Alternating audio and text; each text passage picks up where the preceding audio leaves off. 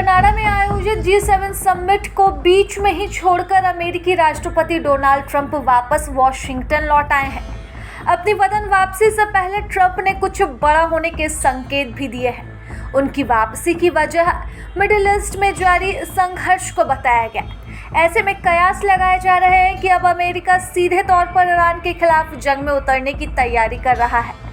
Trump ने Canada से लौटते हुए अपने बयान में कहा कि पब्लिसिटी चाहने वाले फ्रांस के राष्ट्रपति इमैनुअल मैक्रों ने गलती से कहा कि मैं कनाडा से G7 शिखर सम्मेलन छोड़कर वापस वॉशिंगटन जा रहा हूं ताकि ईरान और इजराइल के बीच सीज फायर पर काम कर सकूं। यह गलत है। उन्हें नहीं पता कि मैं अब वॉशिंगटन क्यों जा रहा हूं, लेकिन इसका निश्चित रूप से सीज फायर से कोई लेना देना नहीं है। इससे कहीं ज़्यादा बड़ा, चाहे जानबूझकर हो या अनजाने में हो, इमैनुअल हमेशा गलत ही बोलते हैं। राष्ट्रपति ट्रंप ने अपने बयान में न सिर्फ इमैनुअल मैक्रों को खरी खोटी सुना दी, बल्कि ईरान इजराइल संघर्ष को लेकर बड़ा इशारा भी कर दिया है। उनका कहना है कि वह सीज फायर कराने के लिए वापस अमेरिका नहीं लौट रहे हैं और उससे भी कुछ बड़ा करने के इरादे से जा रहे हैं। इसका मतलब है कि अमेरिका फिलहाल ईरान और इजराइल के बीच सीज फायर नहीं चाहता और इससे भी ज़्यादा कुछ करने की तरफ बढ़ रहा है।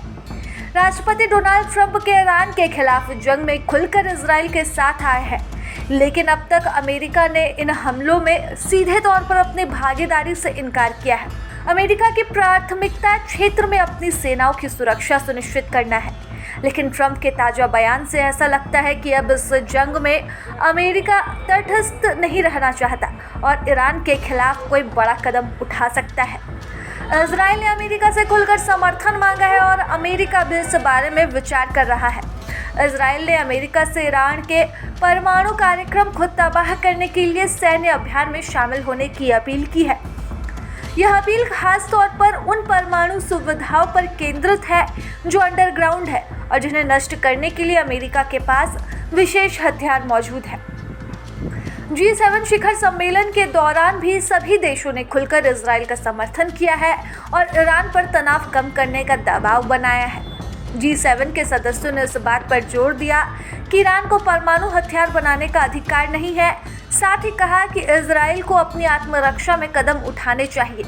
वैश्विक मंच से इजराइल को खुला समर्थन उसके इरादों को मजबूत करेगा। ऐसे में ईरान पर जारी हमले और तेज हो सकते हैं।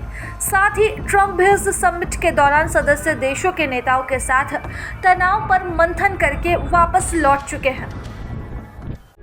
प्रभातखबर.com, विश्वास वही, रफ्तार नहीं।